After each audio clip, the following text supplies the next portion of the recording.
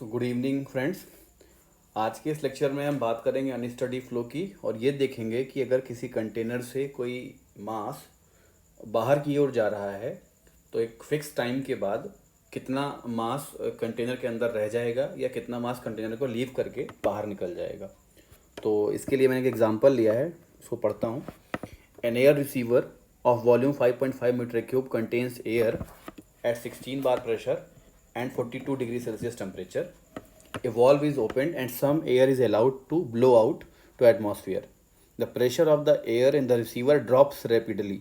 मैंने यहाँ word underline किया, ड्रॉप्स रैपिडली क्यों किया है ये भी थोड़ी देर में समझाता हूँ। To the 12 bar.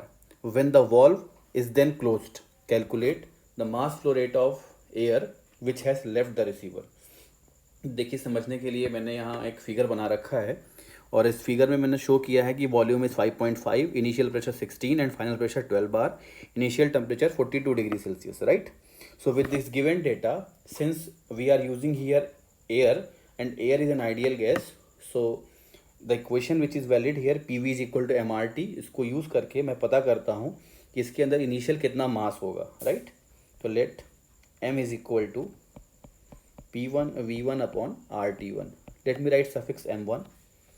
P1 is given here 16 bar into 100. V1 is 5.5 divided by R is 0.287 and T1 is given here 315 Kelvin. तो इसको सिंप्लीफाई कर लेते हैं और ये वैल्यू मुझे मिलेगी 97.34 kg. तो this is the mass of air which is initially in the container, ठीक है। अब क्वेश्चन जब लिखा हुआ है कि मास रिमूव हो रहा है, कंटेनर से बाहर जा रहा है, इसका मतलब मास का रेट, मास फ्लो जो है वो टाइम के साथ वेरी कर रहा है। तो अगर टाइम के साथ वेरी कर रहा है तो it is the case of unsteady flow. तो अनस्टडी के लिए हमने दो इक्वेशंस पढ़ा था। First was the equation of mass conservation. So let us write mass conservation equation, ठीक है। तो मास कंजर्वेशन इक्वेशन को लिखते हैं, sorry let me write the correct spelling, mass conservation equation. इस इक्वेशन के मुताबिक we can write dm/dt of control volume is equal to m.I minus m.E।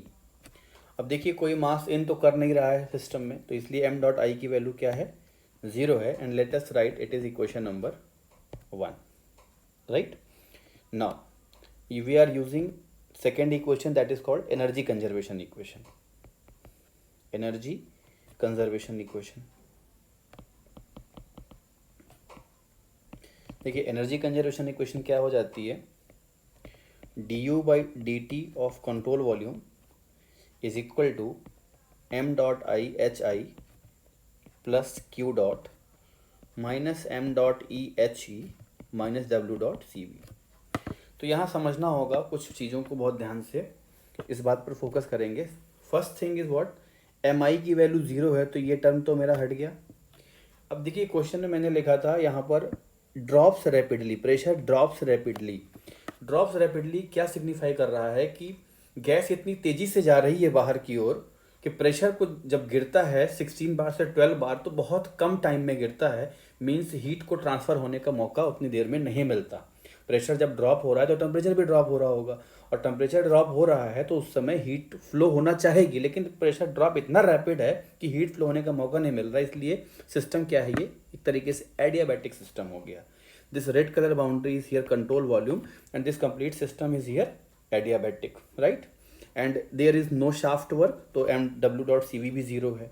तो यहाँ से मुझे इक्वेशन क्या मिल गई, du/dt of control volume is equal to minus m.E HE, ठीक है।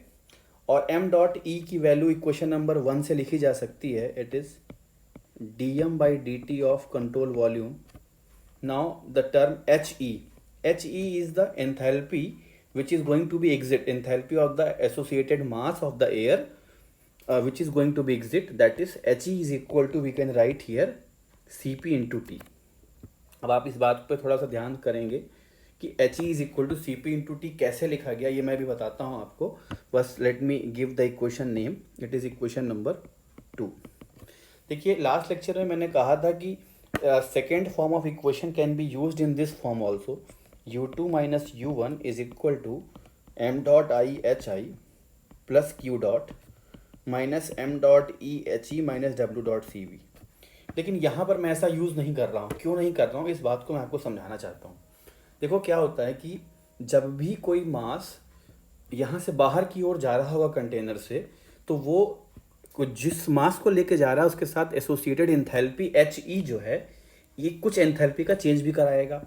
और ये एंथैल्पी का चेंज वेरिएबल है, क्योंकि जैसे जैसे मास बाहर की ओर जा रहा होगा अंदर वाले मास का टेम्परेचर चेंज हो जा रहा होगा।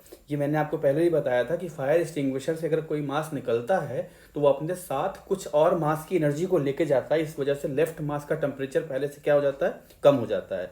तो that simple meaning is here, ये जो एच ई टर्म है ना, दिस इज नॉट कॉन्स्टेंट।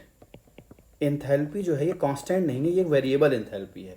अगर ये वेरिएबल है तो मैं इस इक्वेशन को डायरेक्टली ऐसे यूज़ नहीं कर सकता हूँ। तो मैंने क्या लिखा इस वजह से, D U by D T of control volume in this term, that in the form of differentiation. अब देखिए D U by D T को कैसे लिखा जा सकता है, this term let me write, D U by D T for control volume can be written as what, D by D T of M C V T is equal to, अच्छा यहाँ term H E छूट गया था, यहाँ H E लिख देते हैं। It is D M by D T for control volume, H E is equal to C P into T instantly. कि जो सी पी इंटू टी मैंने लिखा गया क्या, किसी इंस्टेंट पर है, किसी इंस्टेंट पर, किसी एक पर्टिकुलर मोमेंट पर जो फ्लूइड बाहर जा रहा होगा, तो जो एयर बाहर जा रही होगी तो उसकी इंथैल्पी क्या है, सी P into T.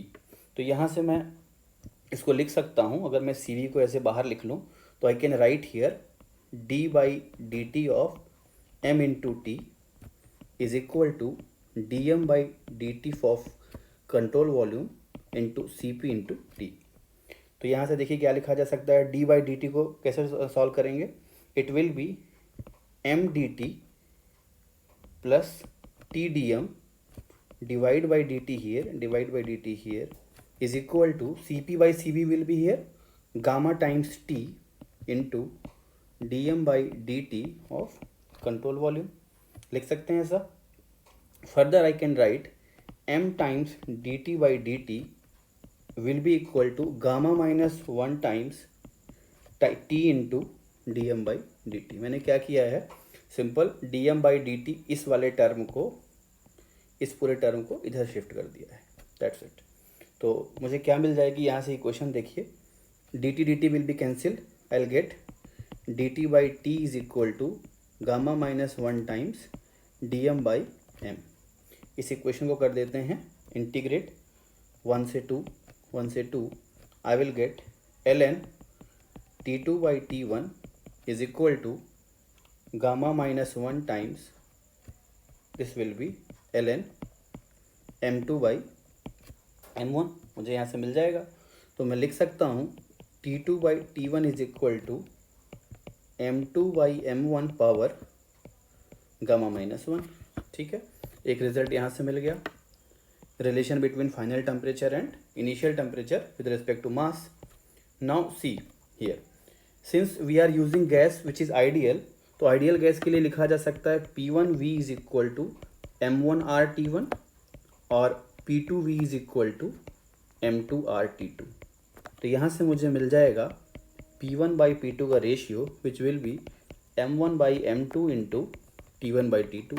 Therefore, putting the value of T2 by T1 here, I will get M1 by M2 into P2 by P1 is equal to M2 by M1 power gamma minus 1। निकालना क्या है मुझे, pressure का relation, तो P2 by P1 is equal to M2 by M1 power gamma. This is the final expression. ठीक है, तो question में मुझे वैल्यूज़ दी गई हैं, मैं उस वैल्यू को पुट करता हूँ। मुझे P2 की वैल्यू 12 है, P1 इज 16, M2 निकालना है और M1 we have calculated already, that is 97.34 kg।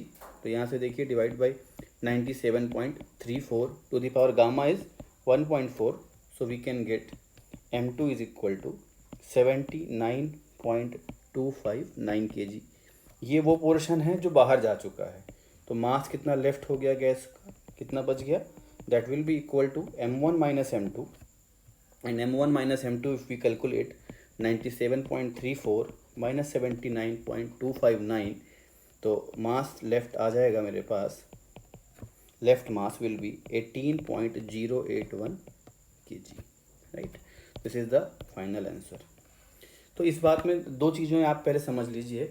सबसे इम्पॉर्टेंट था कि यहाँ डायरेक्टली मैं इस तरह से इक्वेशन क्यों नहीं यूज़ कर पाया, क्योंकि मैंने आपको बताया कि जो फ्लूइड बाहर की ओर जा रहा है उसकी एंथैल्पी क्या है, वेरिएबल है। अगर एंथैल्पी वेरिएबल है तो आप डायरेक्ट इस इक्वेशन को यूज़ नहीं कर सकते हैं। लेकिन किसी भी मूवमेंट पर अगर एंथैल्पी की value h is equal to C P into T लिख रहे हैं, that means we are assuming कि उस पर्टिकुलर टाइम पर जितने भी मॉलिक्यूल कंटेनर के अंदर हैं सभी का टेम्परेचर क्या है, टी है। तो देखो इसको एक शॉर्टकट तरीके से भी बताता हूँ कैसे सॉल्व किया जा सकता है इस क्वेश्चन को एक शॉर्टकट तरीके से। हमारे पास एक इक्वेशन होती है P1 V1 power gamma is equal to P2 V2 power gamma. इसको लगाने के लिए क्या क्या कंडीशन है, तीन कंडीशन होती हैं। एक होती है ideal gas, sorry ideal spelling गड़बड़ हो रही है, ideal gas oblique ideal flow बोलते हैं, पहली कंडीशन। सेकेंड कंडीशन क्या है, एडियाबैटिक, और थर्ड कंडीशन क्या है, रिवर्सिबल। देखो एक अच्छा क्वेश्चन ये बनता है कि जब आपने कहा, आप पूछ सकते हैं कि सर ड्रॉप्स रैपिडली का मतलब हो गया कि एडियाबैटिक है, ठीक है, एयर है तो आइडियल गैस है, ये भी बात ठीक है, लेकिन जब फ्लो बहुत रैपिड होता है तो वो रिवर्सिबल नहीं हो सकता, वो इरिवर्सिबल हो जाता है, राइट, बिल्कुल सही बात है। लेकिन हमारे पास कोई भी ऐसा तरीका नहीं है कि अगर हम बिना इसको रिवर्सिबल माने सॉल्व कर लें, क्योंकि अगर आपको रिवर्सिबल नहीं मानते हो तो इस क्वेश्चन को सॉल्व ही नहीं किया जा सकता। और इस बात को हमने इस क्वेश्चन में भी एज्यूम किया। जब हम यहाँ पर सी पी इंटू टी लिखे, एच ई की value C P into T लिखते हैं, उसी समय हमने क्या मान लिया कि इस कंटेनर के अंदर जितने भी एयर के मॉलिक्यूल्स हैं सभी का टेम्परेचर क्या है, कांस्टेंट टी है। अगर सभी का टेम्परेचर टी कांस्टेंट मान रहे हैं तभी आप लिख सकते हैं H E is equal to C P into T, otherwise you can not write H E is equal to C P into T, क्योंकि जो भी मास निकल के गया बाहर तो वो अपने साथ कुछ मास की एनर्जी को लेके जाएगा और रिमेनिंग मास का टेम्परेचर क्या हो जाएगा, ड्रॉप डाउन हो जाएगा। That's why I have written कि ये सारी बातें हम किस पर लिख रहे हैं, किसी पर्टिकुलर इंस्टेंट पर लिख रहे हैं। तो देखिए इस बात को मानते हुए मैं यहाँ पर लिख सकता हूँ क्या, P2 by P1 is equal to V1 by V2 power gamma, और V1 को लिखा जा सकता है capital V by M1 divide by capital V by M2 power n, और P2 by P1 is equal to M2 by M1 power, it is not n, it is gamma, sorry, to the power gamma. Yes, और आप इस equation को compare कर लीजिए what we have calculated, what we have derived earlier, it is the same equation. यहाँ देखिए P2 by P1 is equal to M2 by M1 power gamma, this is the same. तो by considering the flow is reversible adiabatic we can also write directly this expression. तो उम्मीद करता हूँ आपको ये सवाल समझ में आया होगा, और मैं अपने नेक्स्ट लेक्चर में आपको समझाऊंगा कॉन्सेप्ट ऑफ एंट्रोपी, और वहाँ हम कुछ सवाल को लेंगे, एंट्रोपी के कॉन्सेप्ट को समझेंगे और देखेंगे कि किस तरीके से उसको प्रैक्टिकल एप्लीकेशन पे उतारा जाता है। ठीक, थैंक यू।